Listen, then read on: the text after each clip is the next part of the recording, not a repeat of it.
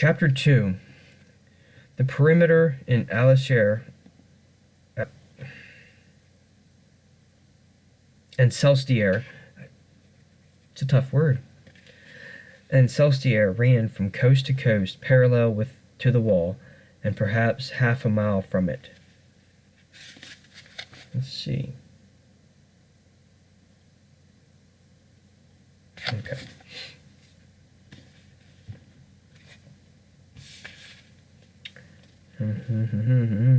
Perhaps a half a mile from it. Concertina wire, I think that's right, concertina wire, lay like worms impaled on rusting steel pickets, forward defenses for an interlocking network of trenches and concrete pillboxes. Many of these strong points were designed to control the ground behind them as well as in front, and almost as much barbed wire stretched behind the trenches guarding the rear. In fact, the perimeter was much more successful at keeping people from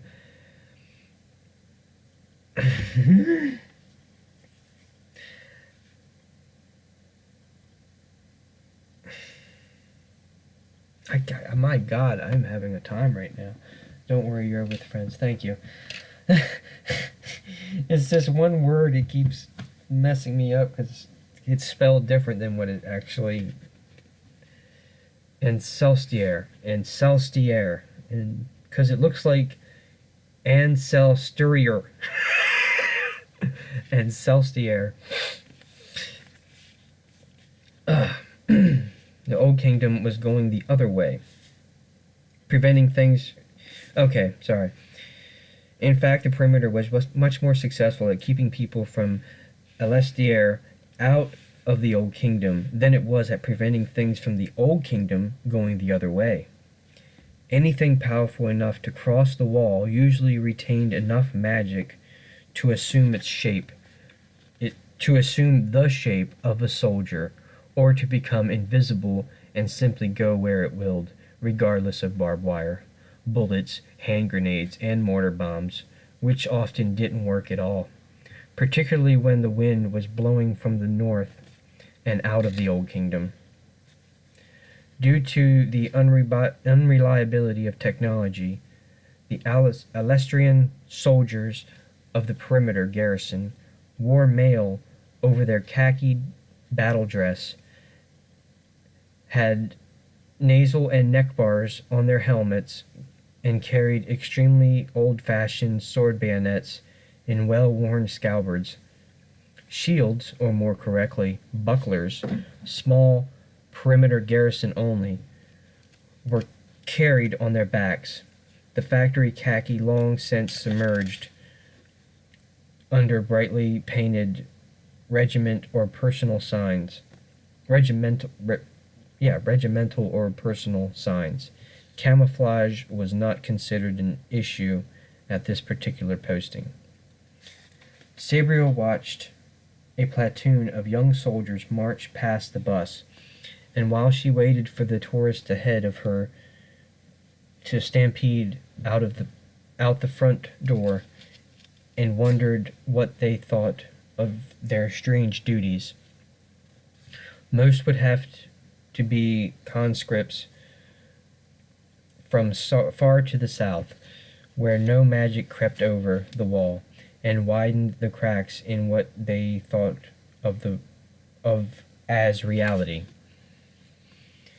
Here she could feel magic potentially brewing, lurking in the atmosphere like charged air before a thunderstorm. The wall itself looked normal enough, past the wasteland of wire and trenches, just like any other medieval remnant. It was stone and old, about 40 feet high, and crenellated.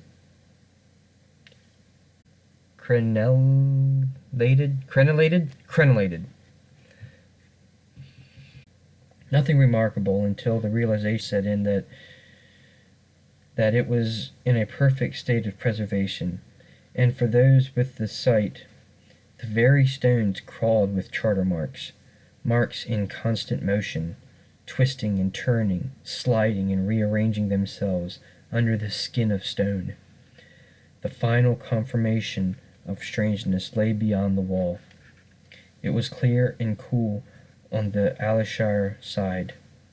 Alishire, why do I keep saying? And Celstier.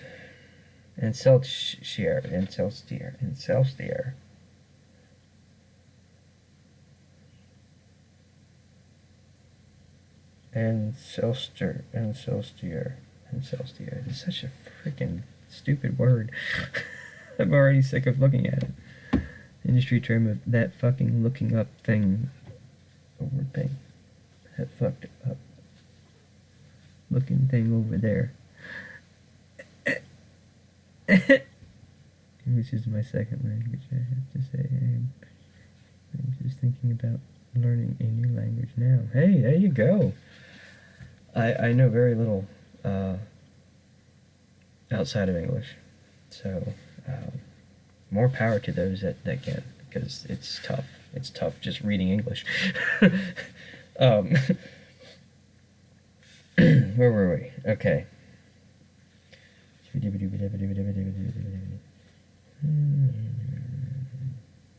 Okay. It was clear and cool on the Ancelstier side, and the sun was shining, but Sabriel could see snow falling steadily behind the wall. The snow heavy, clouds stirred right up to the wall, where they suddenly stopped, as if some mighty weather knife had simply sheared through the sky. Sabriel watched the snow fall and gave thanks to her almanac.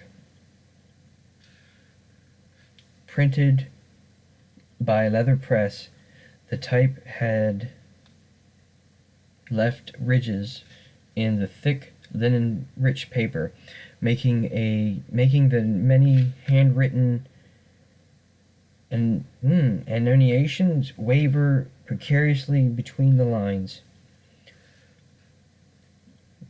One spidery remark, written in a hand she knew wasn't her father's, gave the weather to be expected under the respective calendars for each country. Alishire, damn it all, fucking shit. And Celstier had autumn, likely to be cool. The Old Kingdom had winter, bound to be snowing, skis or snowshoes. The last tourist left, eager to reach the observation platform, although the army and the government discouraged tourists, and there was no accommodation for them within 20 miles of the wall. One busload a day was allowed to come and view the wall from the tower located well beyond the lines of the perimeter. Even this concession was often cancelled, for when the wind blew from the north, the bus would inexplicably break down a few miles short of the tower, and the tourists would have to help push it back towards Bane, only to see it start again just as mysteriously as it stopped.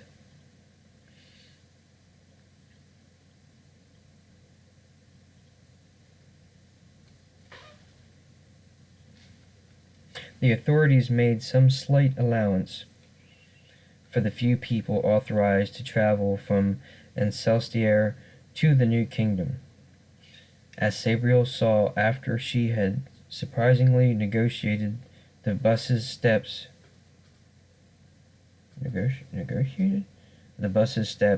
with her backpack, cross-country skis, stocks, and sword, all threatening to go in different directions. The large sign next to the bus stop proclaimed, Perimeter Command Northern Army Group. Unauthorized egress from the perimeter zone is strictly forbidden. Anyone attempting to cross the perimeter zone will be shot without warning. Authorized travelers must report to the Perimeter Command HQ. Remember, no warning will be made. Sabriel read the note with interest and felt a quickening sense of excitement start within her. Her memories of the old kingdom were dim, from the perspective of a child. But she still a sense of mystery. But she felt a sense of mystery and wonder kindle with the force of the charter magic she felt around her, a sense of something so much more alive than the betrummed bitumened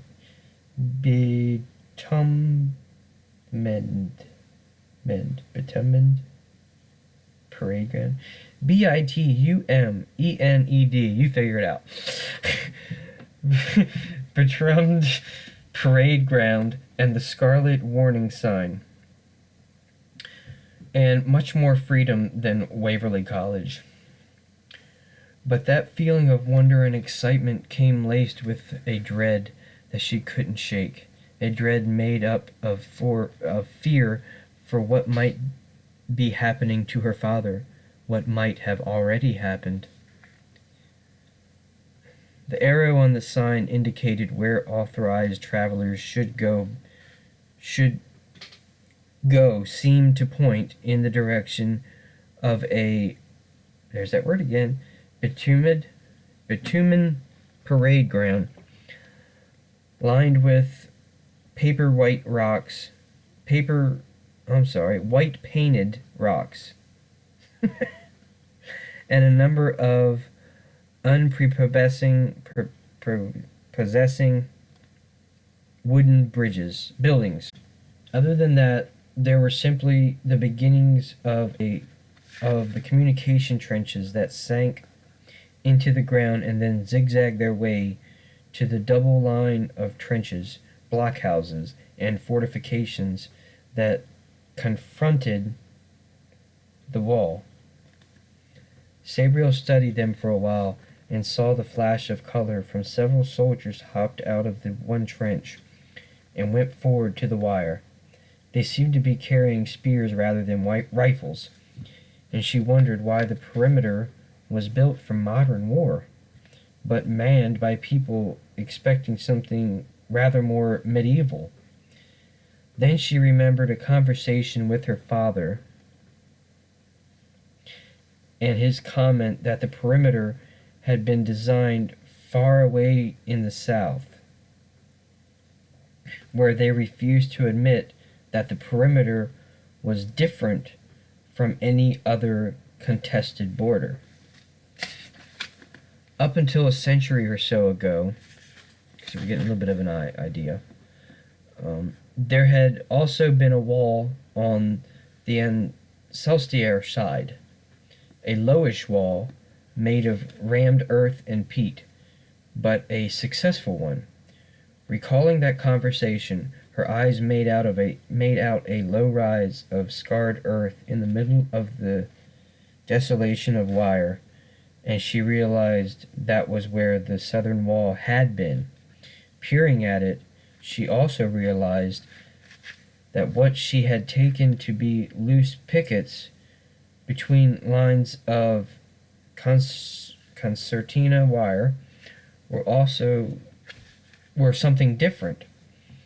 Tall constructs, more like the trunks of small trees, stripped of every branch. They seemed familiar to her, but she couldn't place what they were. Sabriel was still staring at them, thinking, when a loud and not very pleasant voice erupted a little way behind her right ear. "What do you think you're doing, miss? You can't loiter about here, on the bus, or up to the tower." Sabriel winced and then turned as quickly as she could, ski sliding one way and stocks the other, framing her head framing her head at the St. Andrew's cross. The voice belonged to a large but fairly young soldier, whose bristling mustaches were more evidence of martial ambition than proof of them. Okay. She had two He had two gilded bands on his sleeve, but didn't wear the mail hauberk and helmet Sabriel had seen on the other soldiers. He smelled of shaving cream and talc, and was so clean, polished, and full of himself that Sabriel immediately categorized him as some sort of natural bureaucrat currently disguised as a soldier.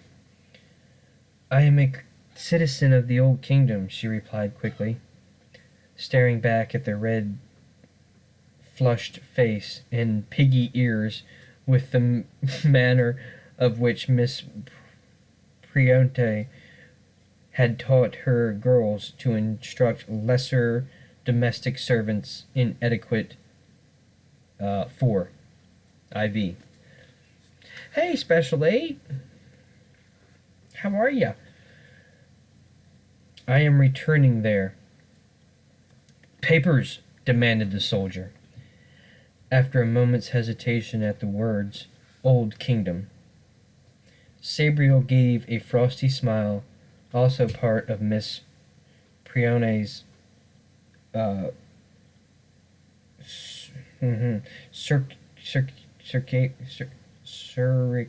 curriculum,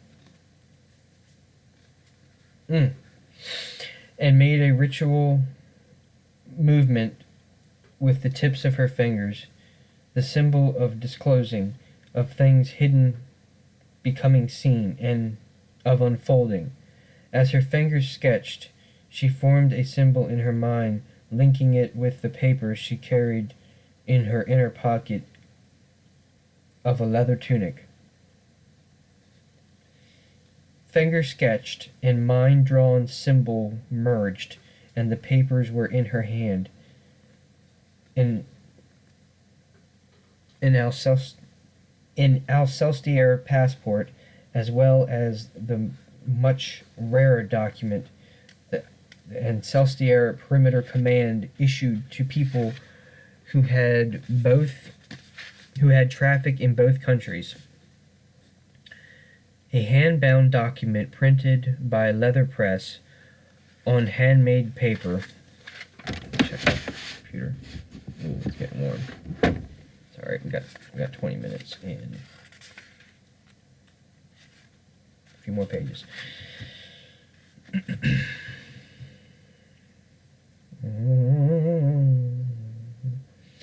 A hand-bound document printed on by leather press on handmade paper, with the artist's sketch instead of the photograph, and prints of thumbs and toes in a purple ink. The soldier blinked, but said nothing. Perhaps, thought Sabriel, as he took the proffered documents,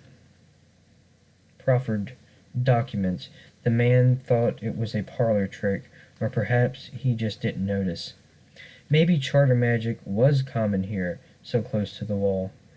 The man looked through the documents carefully, but without real interest.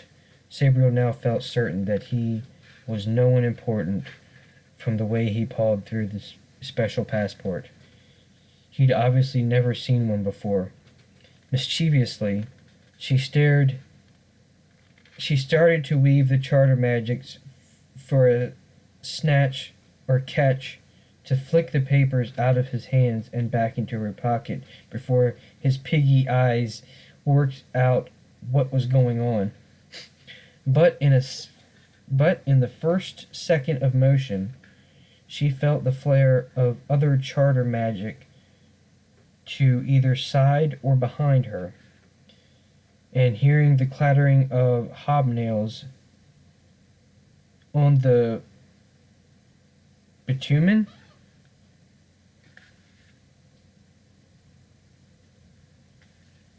you see me better. Hey. Hobnails on the bitumen. You're gonna have to figure that out. I don't know what that means. I don't know what a bitumen is. Her head snapped back from the papers, and she felt her hair whisk across her forehead as she looked from side to side. Soldiers were pouring out of the huts and out of the trenches, sword bayonets in their hands and rifles at their shoulder. Several of them wore badges that she realized marked them as charter mages. Their fingers were weaving warding symbols and barriers that would lock Sabriel onto her footsteps, tie her to her shadow. Crude magic, but strongly cast.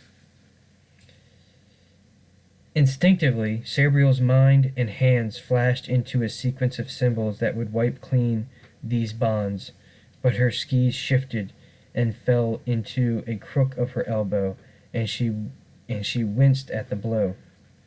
At the same time, a soldier ran ahead of the others, sunlight glinting on the silver stars of his helmet. "Stop!" he shouted. "Corporal, step back from her!" The corporal, deaf to the hum of charter magic, blind to the flare of the hand-wrought signs, looked up from her papers and gaped for a second. Fear erasing his features. He dropped the passports and stumbled back. In his face, Sabriel suddenly realized what it meant to use magic on the perimeter, and she held herself absolutely still, blanking out the partially made signs in her mind. Her skis slipped further down her arm, the bindings catching for a moment before tearing loose and clattering onto the ground. Soldiers rushed forward, and in seconds formed a ring around her, swords angled towards her throat. She saw streaks of silver plated onto the blades, and crudely written charter symbols, and understood. These weapons were made to kill things that were already dead. Inferior versions of the sword she wore at her own side. The man who'd shouted, an officer, Sabriel realized, bent down and picked up her passports. He studied them for a moment, then looked up at Sabriel.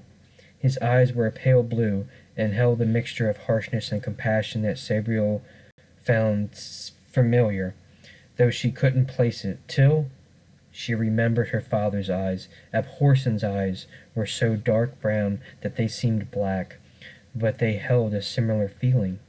The officer closed the passport, tucked it in his belt, and tilted his helmet back with 2 fingers, revealing the charter mark still glowing with some residual charm of warding. Cautiously, Sabriel lifted her hand, and then, as he didn't dissuade her, reached out with 2 fingers to touch the mark. As she did so, she reached forward and touched her own. Sabriel felt the familiar swirl of energy, and the feeling of falling into some endless galaxy of stars. But the stars here were charter symbols, linked in some great dance that had no beginning or end, but contained and described to the world in its movement.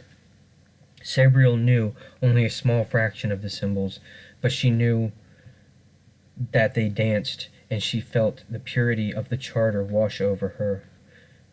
"An unsold charter mark," the officer pronounced loudly, as their fingers fell back to their sides. "She is no creature or sending." The soldiers fell back, sheathing swords and clicking on safety catches. Only the red-faced corporal didn't move, his eyes still staring at Sabriel, as if he were unsure of what he was looking at. "Show's over, Corporal," said the officer, his voice and eyes now harsh. "Get back to the pay, officer." You'll see stranger happenings than this in your time here. Stay clear of them, and you might stay alive." "So," he said, taking the documents from the belt and handing them back to Sabriel. "You are the daughter of Hepporson. I am Colonel Horsey." Horsey? Horsey. Horsey! Almost there, aren't we? Aren't we? Oh my goodness. We're still a few pages off. Commander of a small part of the garrison here, a unit the Army likes to call the Northern Perimeter Reconnaissance Unit, and everyone else calls it the Crossing Point Scouts. A somewhat motley collection of Alcesterians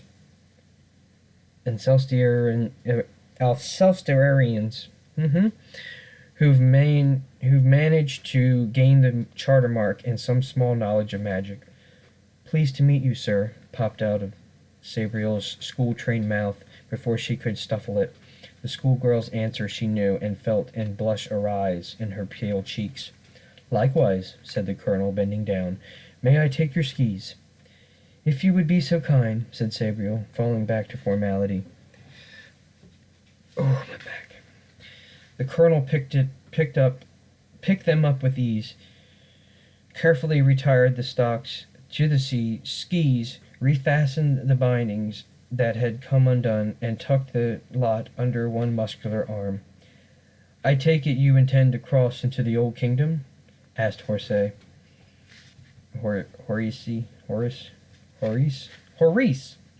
I'm calling him Horace because that sounds a little less absurd and lewd. As he found the balancing point of his load and pointed it at the scarlet sign on the far side of the parade ground.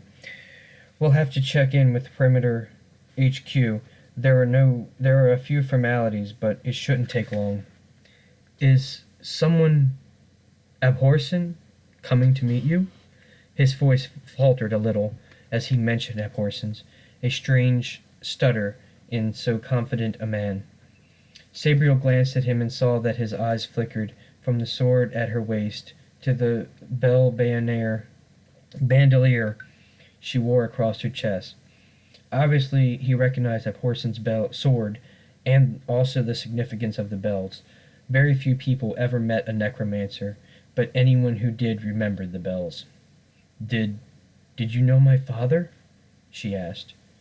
"He used to visit me twice a year. I guess he would have come through here." "Yes, I saw him then," replied Horsey, as they started walking around the edge of the parade ground. "But I first met him more than 20 years ago, when I first posted here as a subaltern. It was a strange time, a very bad time, for me and everyone on the perimeter." He paused in mid-stride, boots crashing, and his eyes once again looked at the bells and the whiteness of Sabriel's skin, stark against the black of her hair, and black as the bitumen under the feet. "You're a necromancer," he said bluntly, "so you'll probably understand. This crossing point has seen too many battles, too many dead. Before those idiots down south took things under central command, the crossing point was moved every 10 years, up to the next gate on the wall. But 40 years ago, Betruyocrat decreed that there would be no movement. It was a waste of public money. This was and is to be the only crossing point. Never mind the fact that over time there would be such a concentration of death mixed with free magic leaking over the wall that everything would not stay dead," Sabriel interrupted quietly. "Yes. When I arrive, When I arrived, the trouble was just beginning. Corpses wouldn't stay buried. Our people, our old kingdom creatures, soldiers killed the day before would turn up on parade. Creatures prevented from crossing would rise up and do more damage than they did when they were alive. What did you do? Asked Sabriel. She knew a great deal about binding and enforcing true death, but not on such a scale. There were no dead creatures nearby now, for she always instinctively felt the interface between life and death around her, and it was no different than it had been 40 miles away from Waverly College. Our charter mages tried to deal with the problem, but there were no specific charter symbols to make them dead, only destroy their physical shape. Sometimes that was enough, and sometimes it wasn't. We had to rotate troops back to Bane, even further, just for them to recover from what HQ liked to think of as bouts of mass hysteria or madness. I wasn't a charter mage then, but I was going with patrols into the Old Kingdom, beginning to learn. On one patrol, we met with a man sitting on a charter stone, on top of a hill that overlooked both the wall and the perimeter. As he was obviously interested in the perimeter, the officer in charge of the patrol thought we should question him and kill him if he turned out to be a bearer of corrupted charter, to bear a corrupted charter, or was some free magic thing in the shape of a man. But we didn't, of course. It was Abhorsen. And he was coming to us because he'd heard about the dead. We escorted him in, and he met with the general commanding the garrison. I don't know what they agreed, but I imagine it was for Abhorsen to bind the dead, and, in return, he was to be granted citizenship to Ancelstier and freedom to cross the wall. He certainly had the two passports. Almost there. The two passports after that. In any case, he spent the next few months carving the wind flutes you can see among the wire. Ah, exclaimed Sabriel. I wondered what they were. Wind flutes. That explains a lot.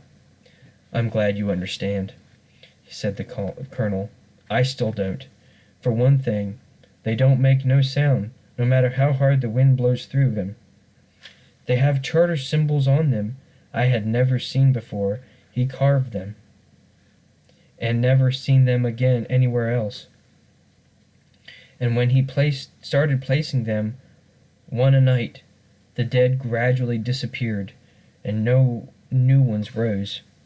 They reached the far end of the parade ground, where another scarlet sign stood in the communication trench proclaiming perimeter garrison headquarters.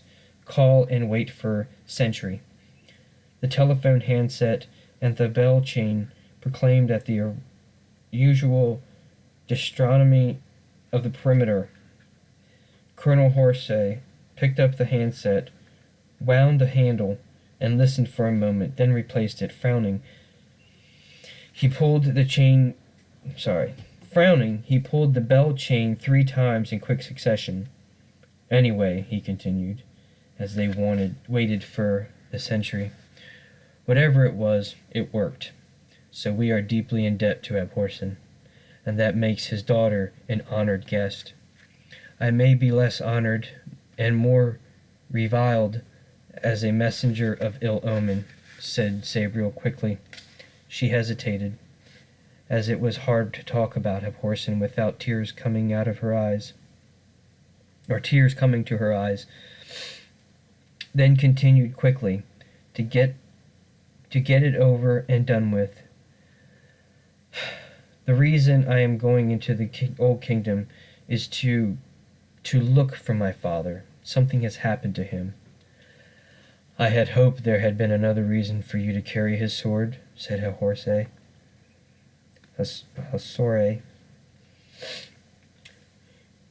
He moved the skis into the crook of his left arm, freeing his right, in return to salute of the 2 sentries who were running at the double up in communication trench, hobnails clacking on the wooden slats.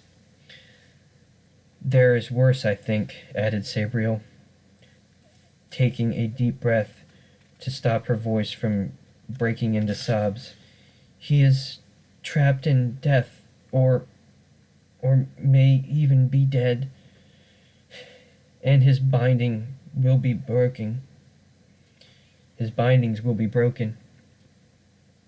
"The wind flutes?" asked Hosore, grounding the end of the skis, his salute dying out halfway to his head. "All the dead here?" "The flutes play a song only heard in death," replied Sabriel, continuing a binding laid down by a person. "But the bound are tied to him, and the flutes will have no power if Abhorsen is now among the dead. They will bind no more."